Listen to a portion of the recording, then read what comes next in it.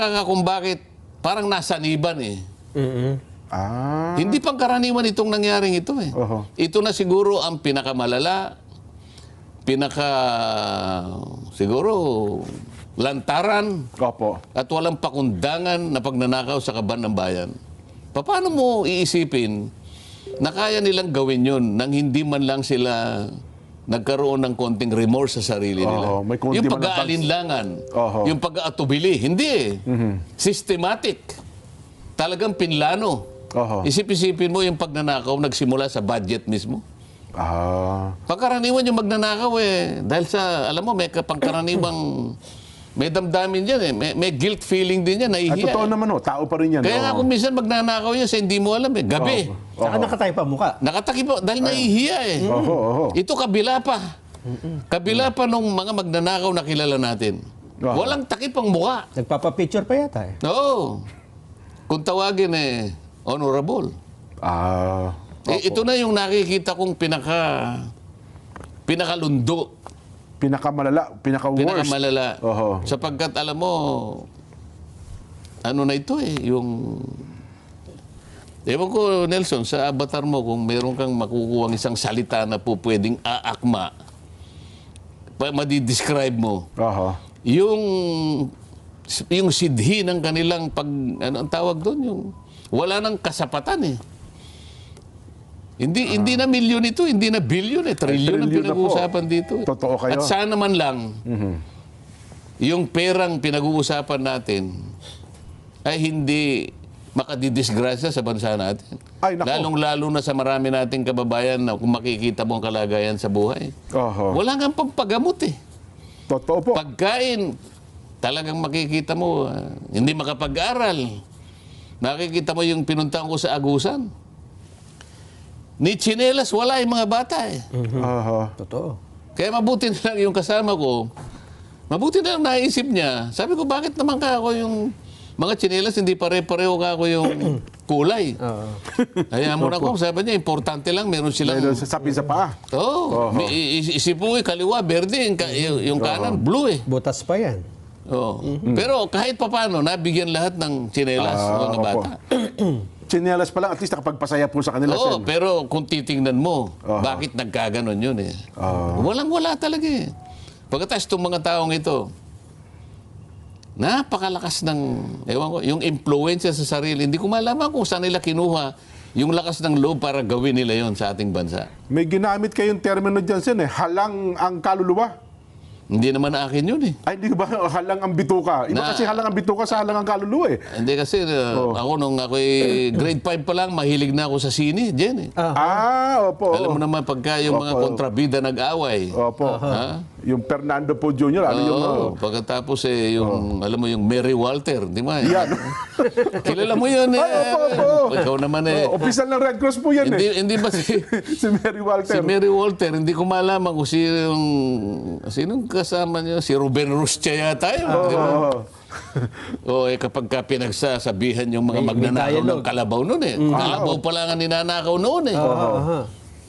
Pagkatapos meron pang mamamatay doon sa eksena na yun. Magsasalita yung Mary Walter. Mga halang ang kaluluwa. Yan, mga halang ng kaluluwa. So na-internalize ko yung may di-describe niya pagka yung mga bagay na talaga nakapanlulo mo. Na kapag bibigay ng masidhing kalungkutan, nasasabi mo yung mga kataga na yun. Halang ang kaluluwa. Kasi pagka halang ang kaluluwa, hindi mo na iniisip kung ano yung mabuti. Wala ka nang iniisip. Hindi mo na naiisip kung anong magiging kahihinatnan, anong epekto, anong impact nito sa lipunan, sa bansa mo na ginagalawan. Lalong-lalo na yung mga mamamayan. Hindi mo na iniisip yun. Ang iniisip mo na lang, yung pansarili mo. Hindi ko nga malaman, gaano bang pera ang kailangan nila? Oo nga, no. Hindi ba?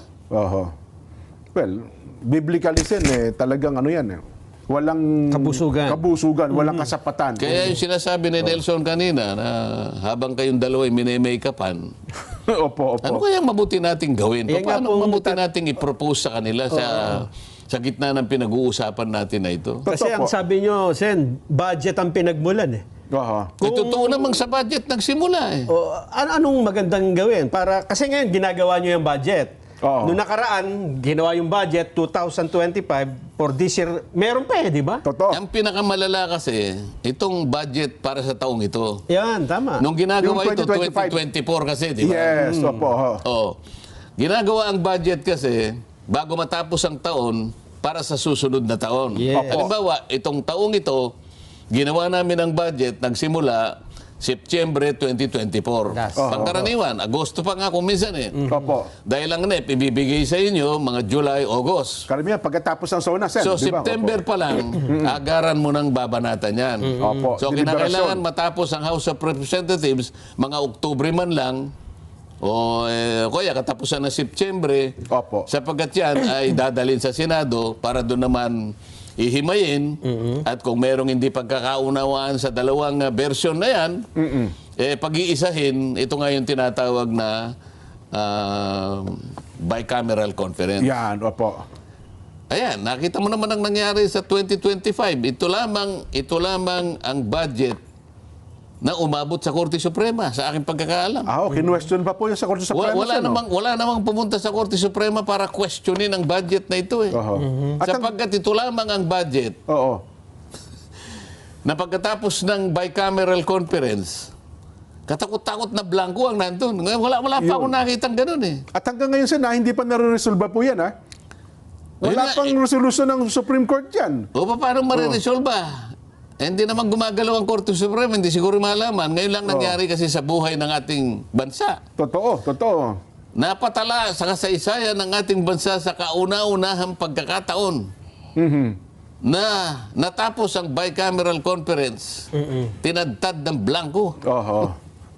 Ngayon, lahat nagtatanong, sino ang pinakamagaling na naglagay ng mga Sagot doon sa blanco sagot na doon yun. sa mga oo. blanco? Oho. Kasi pati yung mga pumirma, Sen, sinasabing, Meron na. ba't kami nagaganyan? Kasi kung tayo ay nasa eskwela, Opo. lalong-lalo na nung tayo nasa primary school. Nako. Hindi ba, Nelson? Oho. Si Nelson, ang pinaka gusto niya yung filling the blanks eh. Mandali yung kasi yan, no? Kasi kapag ka matalino ang tao, gusto niya filling the blanks. Si Jen naman, kasi hindi masyadong matalino, gusto niya multiple choice. May Baka sakaling may tumama, di ba? May tsamba. May Sabi ni Jen, by law of average, May tsamba ito. may tsamba ko rito. Lahat A. Kaya lang si Nelson, kung sigurado May niya, nag-aaral. mas gusto ko kanya yung filling the blanks. Yan, oho. Di ba? Tama po, tama. Sapagkat kapag wala ka talagang ni-review, Naku, wala ka sasagot. masisiro ka talaga doon. Hindi mo may invento yun eh. Totoo po. Di ba? Oho. Isip-isipin mo naman. 28 blanco ang nakita ko Ayun. na ikinalat sa siguro mga 12 pahina. Sino yung pinakamagaling na tao na naglagay ng... Paano niya nailagay yun? Hanggang ngayon, Sen, wala pang lumulutang kung sino sumagot doon, ha? Walang gustong magsabi. Opo. Sabing ganun ng ibang haka-haka. Baka naman kayo dyan sa... dyan naman ipiprint eh. Kayo magpapaprint yan eh. Opo. Hindi kanya, baka sa DBM. Oho. Hindi baka sa Malacanang. Oho. Ay, sino nga? Di ba? Ayan. Kailangan kasi matukoy mo kung sino. Isip-isipin mo naman. Ha? Nasabi ko na sa inyo. Karaniwan, magsisimula ang debate September, Oktubre, Nobyembre. Opo. Opo. O di 3 buwan. Hanggang sa umabot yan sa BICAM nga. Opo. Kumisan nga, halos matapos na yung Disyembre. Oo, nag-aalala na ngayon Di ba? marami. Kasi Opo. kapag hindi mo natapos ng Disyembre, marire-enact yun. Okay. Palagay mo na lang 3 buwan. Opo. 3 buwan at kalahati kayong nagdidebate. Pagkatapos isang tao lang, ang gagawa ng... Doon lang pala ayusin, ano ba? Wala pa lahat ng debate ninyo. Uy, bakit tayo nagdebate? Nagpagod pa tayo na kung minsan nga inuumaga pa tayo ng kakadebate riyan. Pagkatapos isang tao lang mangingiti-ngiti. Oo. Ha? Ngisi-ngisi Sa doon. gitna ng pusikit na karimlan, may dala-dalang ballpen. Pinagsasagutan yung mga blanco. Ha? Yung ballpen na yun ang pinakamakapangyarihan sa lahat ng ballpen. Isip-isipin mo. Siya ang susulat. Alam mo yung budget natin, katumbas ng isang cheque lang.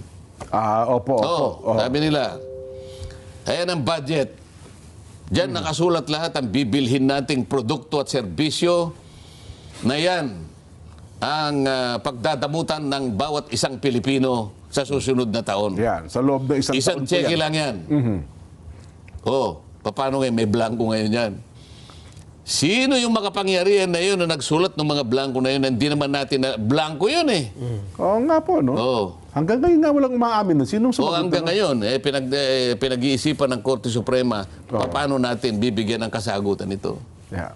Sapagkat ang iniisip sen kasagutan, para ito'y wag nang maulit, papaano ito susolusyonan, 300 mahigit na mambabatas sa Kamara, 24 na senador, meron bang nakapag-isip sa inyo? Halimbawa, sa inyo pong mga mambabatas, kung paano nga kaya mahihinto o masosolusyonan itong problema ho ng pambansang budget natin? Hindi kasi nagkaroon ako ng idea. Kaya nga nagkakaroon ng ganong mga eskema eh. Kaya nagkakaroon ng ganong mga adventurism. O nakapag-iisip sila ng kung ano-anong kaparaanan. Para nga makagawa sila ng bagay-bagay na kanilang pagsasaluhan. Pagkakakitaan. Pagkakakitaan. Yan, opo. Nakita ko na nung ako'y nung nandun ako sa Blue Ribbon Committee. Ano ba ako bakit meron na tayong NEP? Yung NEP, ito yung National Expenditure Program. Na ang nagpupundar nito sa umpisa, yung tinatawag na Development Budget Coordinating Council. Ito yung DBCC. Ito yung DBCC. Sila pala bumubuo ng NEP? Kasama sila doon. Okay. Pagkatapos, kasi pasisimulan nila, sila yung magsisimula ng mga general principles kasi. So, ang DBCC, sila yung magsasabi ng ating mga economic variables. Yung mga economic assumptions natin, kinakailangan ito yung ating magiging parametro.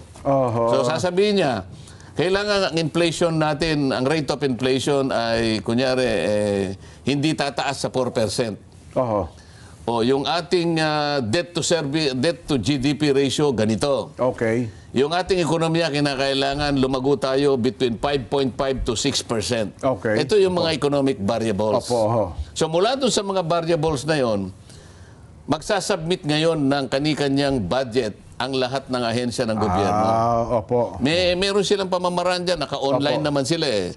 Halimbawa, si Nelson, Department of Agriculture. Yan. Ikaw naman, DENR. Yan. Merong lahat na, DND, lahat na ng ahensya, magsasubmit ngayon. Ang DBM ngayon, como siya yung naatasan, na siya yung Department of Budget, magbabudget ng lahat ng pondo na yun. Siya magtatala lahat. Yan, depende sa pangailangan. Ang pinakamalaking patalaan na yan, manggagaling sa Department of Public Works and Highways. DPWH pala. Inamin niya na wala siyang masyadong control doon sapagkat specialized agency daw ito. Kaya minsan, pinagtatalunan, paano specialized yan? Bakit wala kang kinalaman dyan? Lahat ba ng itinala niyan? Wala ka bang karapatan para tingnan yan? Sabi po ng DBM, DBM po. Ikaw ang budget eh. Ikaw nakakalaman. Di ba pinagmulan natin yung mga economic variables, yung economic assumptions na sila ngayon ang magiging guideline natin. Kaya natin inilatag ito. Tama, yun ang pinakapundasyon eh. Lahat nakaano eh. Mula doon, inamin nila na, okay, meron na ngayong hanggang sa, itong tinatawag, yung stage na to, ito yung tinatawag na budget preparation. Okay, budget preparation yan. So lahat ng nakatala doon, ang assumption natin, ito ang mga pangunahing pangangailangan ng ating bansa at ng kanyang mamamayan. So nakatatag na yun, Ibig sabihin, ang pinagmulan nun ay yung pangkalahatan at individual na tuntunin o na inisip ng bawat ahensya na binuo ng DBM, ito ngayon ang panggastos natin para sa ating mamamayan. At nakasalig na doon kung saan natin kukunin ang ikabubuhay natin. Yung gagastusan na yan. Kaya lang, nung tinanong ko, paano nangyari? Bakit nagkakaroon ng ganito? Kailangan makakuha ka man lang ako ng ganito karaming lawyers. Kailangan mo doblehin yan. Kung na-approve na ng Kamara, kaya gusto nyo, dagdagan. Wala pa pwede namin dagdagan yun eh. Ayun. So merong hindi pagkakasundo nga ang Kamara doon sa pondo na yun. Ngayon, magkakaroon ng BICAM ngayon. Kaya nga nag-uusap ngayon yung appropriations at saka yung finance namin. Hindi ko alam kung gaano ka-transparent ngayon dahil ngayon lang ako naging senador, hindi ko naman alam kung kasama ako sa BICAM o hindi. Opo. Pero nasama na ako ng BICAM nung ako'y nandun sa baba. Nung nasa kamera kayo. Na ginawa lang kaming props. Pinakain kayo namin, pinakain ng marami. Hindi man namin alam kung ano yung pinag-uusapan eh. Basta kain na kami ng kain eh. Kaya nung sinasama nila ko, ayoko na ako sumama dyan. Kayo na lang. Kasi hindi na nag-uusap-usap sila. O ngayon, ang pinakahuli, ito yung BICAM. Yan, opo, yan. Ang resulta ng BICAM, ay yung resulta ngayon, nung diferensya ng NAP, ng NEP at saka nung GAA, at isama mo na yung sinabi ko. At kapag ka binawas mo yung nangyari rito, malalaman mo kung ilan yung nandito sa BICAM. Nung kunin ko yung figura na nanggagaling kay dating Secretary Manuel Bonoan, sabi niya, yung allocable 450B. Laki. O isipin mo nga laki yun, ha? Yung leadership 100 B. Ang program 150. Pagkatapos yung diferensya 400B. So maihinuha mo na doon kung ano yung nanggaling sa Senado. BICAM. BICAM. Ngayon, pag tinotal mo yun, 1 trillion ang sobra. Kanina nagsimula tayong mag-analyze. Tama, oo. Inassume na natin, ito na ang pangangailangan Gastos. ng produkto, ng serbisyo, ng halos lahat ng mamamayang Pilipino. Ito na ang makakasapat. Maaring nagtiis tayo ng konti, higpitan ng sinturon, o maluktot dahil yung kumot ay hindi masyadong mahaba. Pero ito na yung kakayanin ng ating ekonomiya. Yan po yung NEP. Ito yung NEP. Gaya ngayon, 6.7 trillion. Di ba? 6.7. Opo, 6.7 trillion ang hinihinging budget. Nung nag-BICAM na, nag-usap-usap na, ano nangyari? 6.7 din eh. Ang nagiging problema, may nawala doon sa mga merong naidagdag. Hindi naman nababago yung kahilingan nila Sen, di ba? Nandun nga, merong magsasakripisyo doon dahil nga yung allocable, kailangan palitawin yung alin niya, 400 pesos. Tanggalin natin, ganito yun. Kasi ito yung gusto ng mga ganito. Kaya nga nag-juggle eh. Okay. So, pagka naumpisa na yung pagpapalitan ng ganito, ito yung allocable. So, natupad yung allocable. Pero nagsakripisyo, yung dating inisip na para sa tao. So, naapektuhan pala yung proposal na galing mismo doon sa... Mawawala talaga eh. Kung naniniwala tayo na 6.7, yun ang talagang pangangailangan natin. Yung talagang ideal. Eh bakit merong allocable? Ba't merong unprogram? Ba't merong leadership? Di ba? So ang dapat ako, siguro kung akong tatanungin nyo ngayon, para masolusyonan ito, Sen. sa panig ng mga senador, halimbawa, ako, ngayon pa lang, isasuggest ko na sa kanila, total, pinag-uusapan natin ang insertion, yung amendment, yung palistahan, over and above, yung NEP. At merong nagkakaroon ng konting alingas-ngas dyan, merong pumalag dyan kasi may nagsabi na yan ay hindi mabuti, yan ay pinagmumula ng ganyan. Lalo na yung salitang insertion, nagkaroon siya ng negative connotation. Isiningit kasi dating eh. Parang isiningit. Hindi naman kailangan isiningit. Pagkatapos, nababanggit palagi yung insertion, lalo na yung program na associate ngayon dun sa mga flood control projects. Kaya merong isang senador na sinabi niya, bubusisiin ko yan.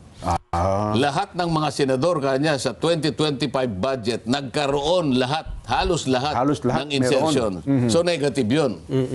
Kasi yun nga, ang dating na kanya sinabi. Ngayon, siguro sa akin, dahil nagkaroon sila ng pagtatalo tungkol dyan. Although sinabi noong Senate President, hindi naman yung insertion or amendment, yan naman ay parte ng budget process.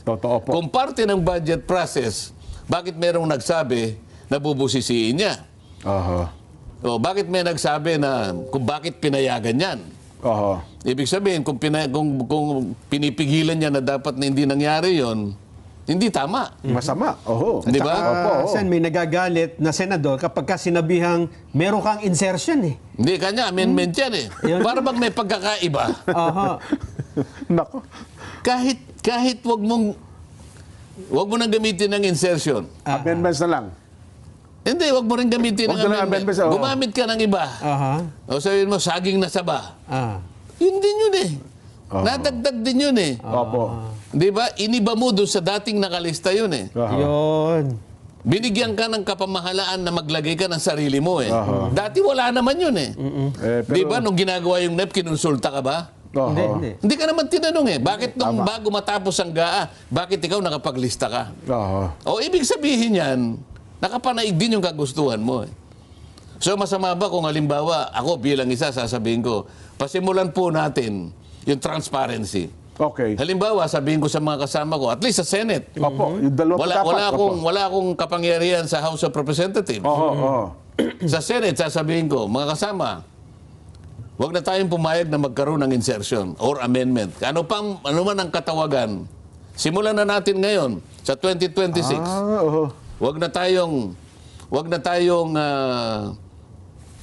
gumamit o magpagamit, ano man ang gusto nyo sabihin dyan. Wala na pong insertion, wala nang amendment, at least sa panig ng mga senador. So ibig sabihin po nun, di wala na yung allotment, allocable, mga ganun. Kung ano man yung katawagan, kung may allocable, kung merong leadership, kung ano-ano. Ang program mo, halimbawa ba, no? Wala na. Aalisin na po doon sa NEP yun. Ganun Para lang maging transparent, para ngayon walang masabi, para walang nag-aaway-away, walang nagsisintimiento, walang pumapalag. Kasi ang pinag-aawayan tungkol sa insertion eh. Halimbawa, nung ako'y bata pa, karaniwan, pag bata ka, kayong magkakapatid, nag-aaway-aaway din kayo eh. Opo naman, hindi maiwasan yan. Lalo marami. Kamukha nun, meron kaming maliit na bola. Sabi ng tatay ko, palagi na lang yung akin na yung bola na yan. Para wala na kayong pag-awayan. Tinago niya. Wala na kaming pag-awayan ngayon. Ang sinasabi ko, para wala nang panag-aawayan at pinag-uusapan at wala nang intrigahan, wala nang Alisin na yun. Ibig sabihin, aalisin na po yung insertions na yun. para sa akin, kasobrahan lang yun eh. Teka, parang Kung walang insertion, paano mangyayari? Kung ano yung NEP, yun na yun? O hindi ba pinag-uusapan natin kaya muna itatag, yun nga yung ayan na yung pangangailangan natin, di ba? Yun ang inaaral lang lahat eh. Hindi naman natin binabawasan yung ano, di ba? Di ba 6.7 din? 6.7 trillion nga po. Ngayon, Ayusin na lang yun NEP. Ano ho? Ayusin na lang. Pinakamaganda nga siguro eh. Magbawas pa tayo nung bawasan pa natin. Halimbawa, yung 6.7. Yung pala nakasaksak pala doon yung allocable at saka yung ano eh. Sabi niyo nga po, cholesterol yun eh. Hindi na kailangan eh. Kung halimbawa, pilipitin na natin yung katawan. Ngayon, lahat ng mantika niya, Pigayin na lalabas natin eh. lahat. Halimbawa, yung 6.7, Jen. Opo. Magalis tayo ng 1 trillion. 5.7. Wala namang nawala kasi taba lang ang inalis natin eh.